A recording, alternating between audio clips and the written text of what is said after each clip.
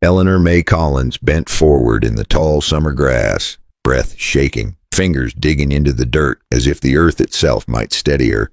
Caleb Walker knelt close behind her, one hand firm at her thigh, the other hovering. "Careful, deliberate, easy," she whispered, voice tight and breathless. "This is my first time." He leaned in, close enough that she felt his breath warm at her ear. "It'll be over quick," he murmured. Anyone watching from the road could have gotten the wrong idea. Her breath hitched, and the way he held her looked almost too intimate for the open prairie. From a distance, it could have sounded like a secret moment, not an emergency. But Eleanor wasn't shaking from desire. She was shaking because something sharp had torn her leg. And if he messed this up out here, she might not make it at all. Eleanor gasped, sharp and sudden, and her knees nearly gave way. Caleb did not pull back. He did not rush. He stayed right there, solid, grounding her weight with his own. "Don't move," he said softly. Then she cried out, and Caleb saw the blood for real. Dark red spread across the thin white fabric at the back of her thigh, soaking fast where a rusted barb had torn her when she fell against the fence. No pretty way to say it. It was deep enough to need stitches, and dirty enough to turn deadly if they waited. Caleb had seen men lose a leg to less, and he wasn't about to watch it happen to her. Caleb's eyes dropped, not with hunger, but with focus. "This is bad," he said, low and controlled. He tore a strip from his bandana and pressed it hard against the wound, firm enough to stop the blood, gentle enough not to break her trust. Caleb Walker was 48, broad-shouldered, weathered by sun and dust, a man shaped by long days and longer silences. Eleanor May Collins was 22, shaking with pain and fear, and unused to a man's hands touching her without cruelty, hiding behind them. When he steadied her, it was not possession. It was protection. When his fingers slipped closer to her skin, it was not desire. It was necessity. The prairie lay open and merciless around them, the windmill turning slow near Caleb's fence line, the heat pressing down without apology. No one else came running. No one else came to help. Caleb lifted her carefully onto his horse and turned toward his ranch near the Cimarron, his hand firm at her back. "Hold on," he said. Eleanor didn't know whether she was riding toward safety or riding straight into the next kind of trouble. She did not know yet about the needle waiting by his fire. She did not know about Thomas Collins, the brother who would come looking for her with lies and fists. And as the horse started forward, one question burned louder than the pain in her leg. Was this the moment that saved Eleanor May Collins, or the moment that would destroy both of them? The ride to Caleb Walker's ranch felt longer than it was, every step of the horse sending a dull reminder through Eleanor May Collins' leg.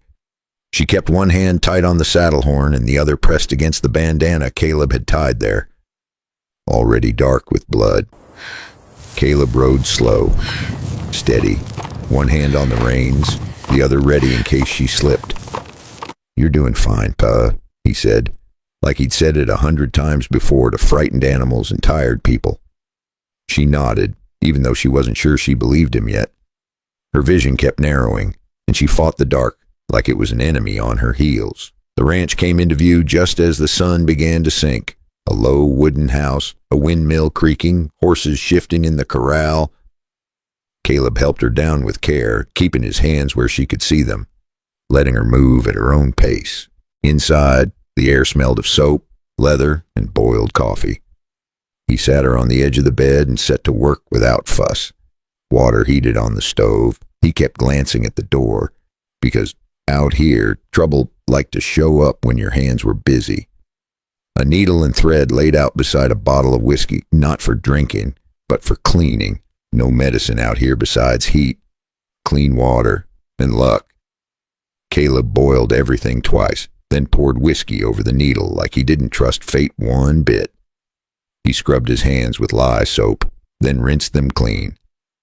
"This is going to sting," he said. She tried to laugh, but it came out thin. "Figures," she said. When the cloth was lifted, she hissed through her teeth, then froze. He noticed immediately. "Breathe," he said. "You don't owe the pain anything." When the needle touched her skin, her fingers clenched in the blanket. "Easy," she whispered again. softer than before. "This is my first time." Caleb nodded like that explained everything. "It'll be over quick," he said, and this time she believed him. He let her see the needle in his fingers, then went right back to work. He slipped the needle in, steady and sure.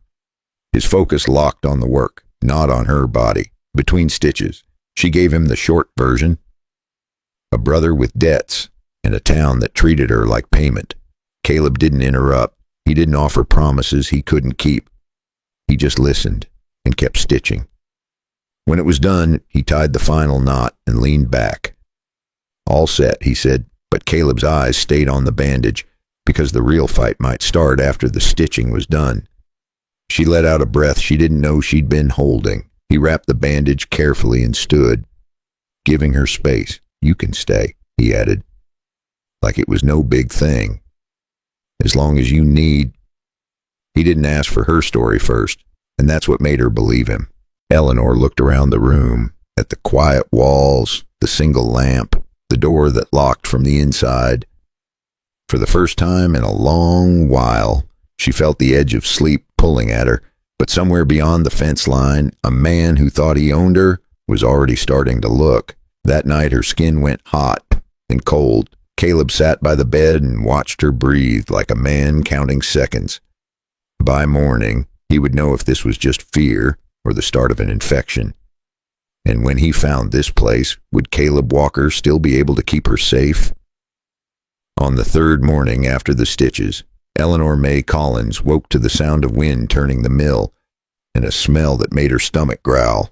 Coffee, real coffee, not boiled hope in a tin cup. Her leg ached, but it was a clean ache now, the kind that meant healing had started. She tried to stand once, turned pale, and sat back down hard. Caleb didn't argue. 2 days in bed, he said, then short steps only. She sat up slow and noticed the small things first. The door closed proper, a chair set close enough to reach if she needed it, and a folded note on the table that read, "I'll be out back if you wake." Caleb slept on a cot near the stove, not in her room. "You'll have space here," he said. "I won't cross it." By the third day, Caleb Walker was mending fence when she stepped onto the porch, moving careful but proud she could stand on her own. She spent the morning doing what she could from one spot, shelling beans into a bowl on her lap, folding clean cloth for bandages, counting every slow breath like it was a job. When her leg throbbed, she didn't whine. She asked for a cane instead of a hand. By afternoon, she told him more, not all at once, just enough to let the truth breathe.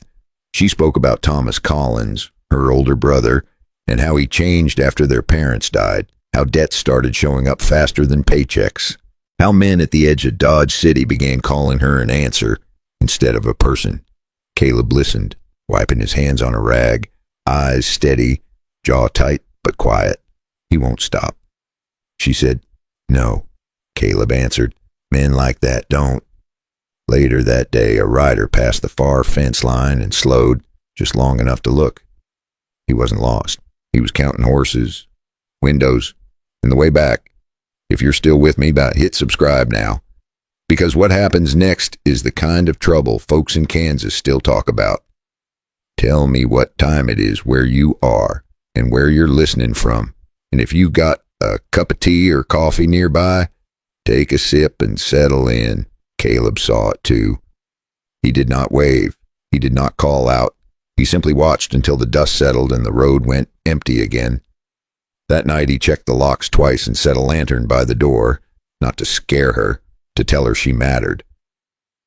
They shared supper without ceremony. Beans, bread, a little meat. Caleb told a story about a horse that learned to open gates and cause trouble all over 3 counties. Eleanor laughed. Real laughter. The kind that surprises you when it comes back. Before turning in, Caleb said, "If anyone comes asking, you don't owe them an answer." She nodded, grateful he did not pretend this was simple.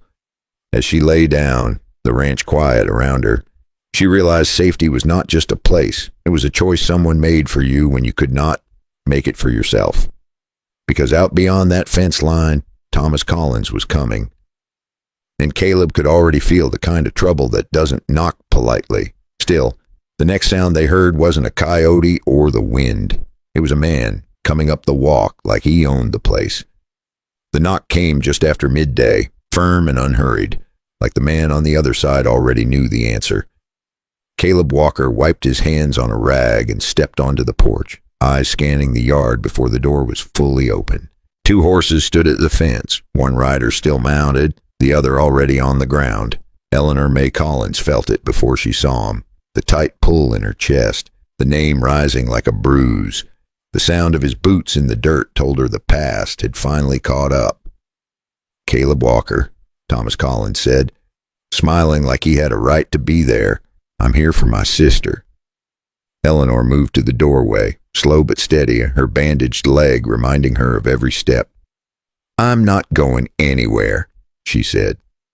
Thomas laughed, short and sharp. "You don't get to decide that." Caleb stayed calm. "You've said your piece," he replied. "Time to move on." Thomas's smile dropped. He stepped closer, hand drifting toward his belt, eyes never leaving Eleanor. "You hiding her now," he said. "That makes you part of this." The first shove came quick. Thomas pushed Caleb hard, trying to catch him off balance. Caleb took the hit, feet planted, and answered with a grip that stopped things from going further. The mounted rider slid down, reaching for his own nerve. Eleanor shouted, but her voice got swallowed by dust and boots. Caleb did not swing first, but when Thomas came again, Caleb had no choice. Thomas rushed him with a knife he tried to hide behind his sleeve.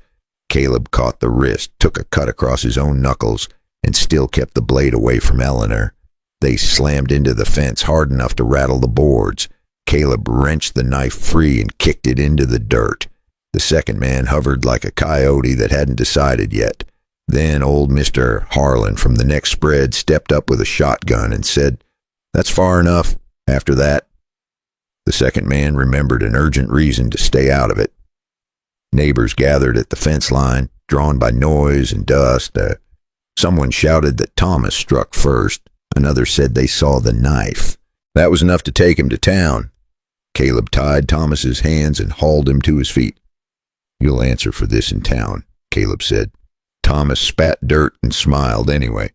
By sundown, they got Thomas into town with his hands tied and his temper loose. The lawman didn't believe anybody at first. Then he saw the knife, saw the blood on Caleb's knuckles, and heard 3 witnesses say the same thing. Only then did the cuffs come out. In the quiet after, Eleanor realized Caleb hadn't just protected her body. He'd protected her right to choose. Caleb rode back alone, the ranch quiet when he returned. Eleanor waited on the porch, fear and relief tangled together. "You didn't have to do that," she said. "Yes," he answered. Simple as truth. "I did." But as the stars came out, one question lingered between them. Had the danger passed, or had it only just begun? Now that Thomas Collins knew exactly where to find her. The days that followed were quieter, but not empty. A full week passed before Caleb even let himself look at her. Too long. Caleb Walker did not act like a hero, and Eleanor May Collins did not act like someone rescued. They moved through the ranch together. Slow mornings, shared work, small conversations that mattered more than speeches. He fixed a broken gate. She learned how to salt meat without wasting it. Life settled into a rhythm that felt earned. One evening, as the sun dipped low and painted the grass gold, Eleanor stood by the fence watching the horses move easy and free. "I've never stayed anywhere 'cause I chose it," she said. Caleb leaned beside her, forearms resting on the rail. "First time for everything," he replied. Not teasing, just honest. One night, when the wind softened and the house held its breath, she stepped closer to him. There was no rush, no fear. Just a quiet understanding that something had grown between them without either forcing it. When Caleb reached for her, he waited. When Eleanor lifted her face, she decided. Caleb stopped and asked, "Is this what you want?" He didn't move until she nodded. Eleanor answered by taking his hand and bringing him to her. No hesitation left. Their kiss was slow and certain, not born of loneliness, but of respect, like 2 people finally standing on equal ground. Eleanor stayed, not because she had nowhere else to go, but because she wanted to build something where she stood. Caleb learned that being strong did not mean standing alone. Sometimes it meant letting someone walk beside you. The lesson was simple, but not easy. You are not owned by your past. You are not defined by the worst thing someone tried to do to you. Safety is not just walls and locks. It is trust. It is choice. It is someone saying you matter and meaning it. If you have ever wondered whether it is too late to start again, let Eleanor and Caleb answer that for you. If you have ever stayed somewhere out of fear instead of hope, ask yourself, what might happen if you chose differently? And if someone once told you that you belonged to them, who would you be if you believed instead that you belonged to yourself? In the West, a good man wasn't measured by how hard he hit. He was measured by what he refused to do when nobody was watching. If this story moved you, take a moment to tap like and subscribe to the channel. It helps keep these stories alive and reaching the people who need them. And before you go, I would love to know, what time is it where you are right now? And where are you listening from?